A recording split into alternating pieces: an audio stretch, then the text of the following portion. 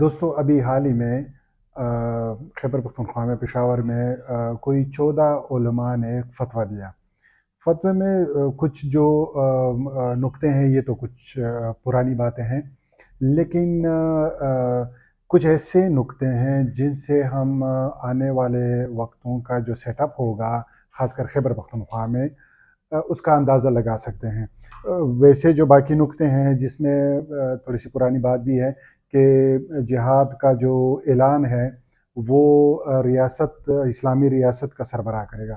یہ تو آپ کو معلوم ہے کہ جماعت اسلامی اسی موقف پہ کڑی ہے، اگرچہ اس میں تبدیلیاں آتی رہی ہے، منور حسین کے ساتھ تبدیلیاں آتی رہی ہے، لیکن اس پہ اس کی بنیاد ہے۔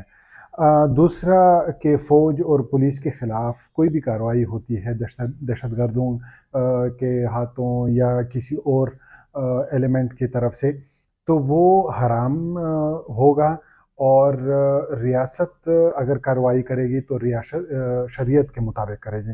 یہ ایک نکتہ ہے۔ دوسرا کہ کوئی بھی ایسا بندہ ہوگا تو وہ سزا کا مستحق ہوگا، تو وہ سزا شریعت کے مطابق ہوگی۔ یہ کچھ نکتے ہیں جو آپ لوگوں کو معلوم ہے، پہلے سے چلے آ رہے ہیں، لیکن جن نکتوں سے، جن باتوں سے اس فتوے میں ہم کچھ چیزوں کا اندازہ لگا سکتے ہیں، وہ یہ ہے کہ اس ملک میں جو اسلامی ملک ہے، اس میں فساد شرعاً حرام ہے، اور یہ فساد کن بنیادوں پر؟ ایک زبان کی بنیاد پر، نسل کی بنیاد پر، علاقے کی بنیاد پر، مسلک کی بنیاد پر، اور قومیت کی بنیاد پر۔ تو انہوں نے کہا قومیت کی بنیاد پر کوئی تخریب کاری ہو تو وہ حرام ہے، اور ریاست جو ہے وہ شریعت کے مطابق سزا دے سکتا ہے۔ ایک تو یہ نکتہ ہے جس پہ بڑا غور کیا جا سکتا ہے۔ دوسرا نکتہ ہے کہ جمہوریت جو ہے وہ یہ مغربی تعلیمات کے بنیاد ہے اور اسلامی تعلیمات کے خلاف ہے، لیکن اگر پارلیمان میں کوئی قرآن اور سنت کے مطابق کوئی فیصلہ کر جائے تو وہ حرام نہیں ہے۔ یہ نکتہ۔ دوسرا کہ داڑھی جو ہے، داڑھی کاٹنا، داڑھی سنت مؤکدہ ہے، داڑھی کاٹنا حرام ہے، اگر کوئی کاٹتا ہے تو اس کو کافر نہیں کہا سکتا۔ اب یہ دیکھیں، یہ میراتن ہے کہ جہاں پہ مذہبی جنونیت کی بنیاد پہ جو گروپس ہے، جو طالبان ہے، جو مختلف دہشت گرد تنظیمیں ہیں، اگر وہ زیادہ اسلامی ہونے کا دعویٰ کرتے ہیں تو پاکستانی ریاست کہتے ہیں میں کیوں پیچھے ہوں، وہ اس سے بھی زیادہ اسلامی اور شرعی ہونے کا دعویٰ کرتے ہیں۔ تو اس چکر میں جو پورا کامن سینس ہے، پورا یہاں پہ عوام کا جو سوچ فکر ہے، شعور ہے، وہ اسلامی یا مذہبی جنونیت کی بنیاد پر روزانہ کے حساب سے اس میں اضافہ ہوتا رہا ہے۔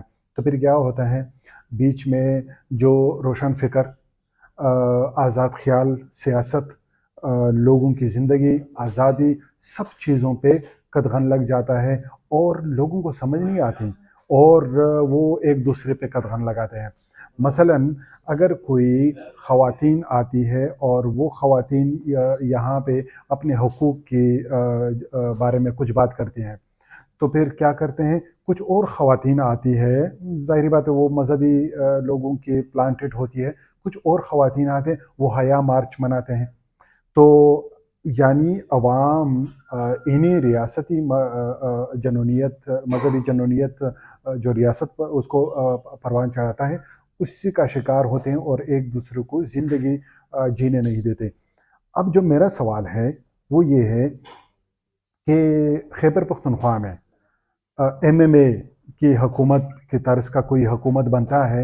ایم ایم اے کو پوری دنیا میں مکس مارشل آرٹ کے نام سے جانا جاتا ہے نا، جس میں مکس مارشل آرٹ ہوتا ہے، لڑائی ہوتی ہے، ایک قسم کی فائٹ ہے۔ یہاں پہ متحدہ مجلس عمل اس کو کہتے ہیں، تو وہ بھی مکس مارشل آرٹ تھا پشتونوں کے لیے، پشاور کے لیے، جہاں پہ کسی کو میوزک سننے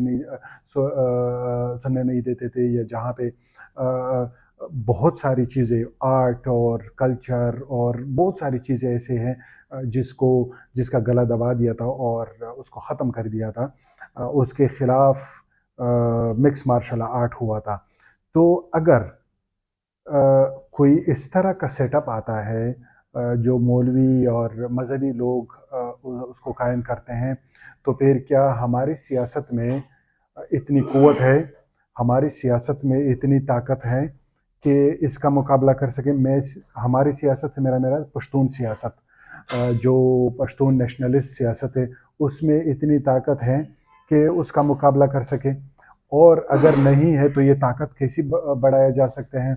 एक चीज़ जो मेरे जहन में वो ये है कि इतिहाद बनते रहें, और इतिहाद के रास्ते में जो भी कोई रुकावट आती है तो उसकी तरफ ख्याल भी, ध्यान भी देना चाहिए, और उसके लिए उसका हल भी ढूंढना चाहिए कि ये रुकावट कैसे दूर की जा सके।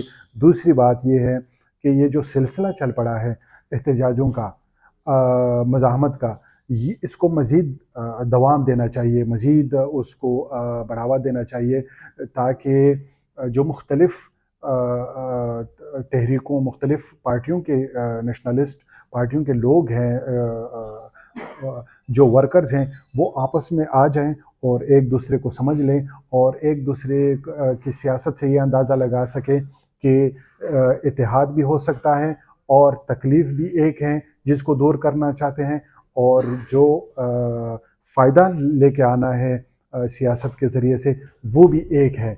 तो फिर इन्हीं इन्हीं सिलसिले को बहुत ज़्यादा आगे बढ़ाना चाहिए, वरना मिक्स मार्शल आर्ट, MMA, मुत्तहिदा मजलिस अमल टाइप कोई भी चीज़ आएगी, मजहबी जनूनियत, मौलवियों के की कायम करदा, तो उसका मुकाबला बहुत मुश्किल हो जाएगा।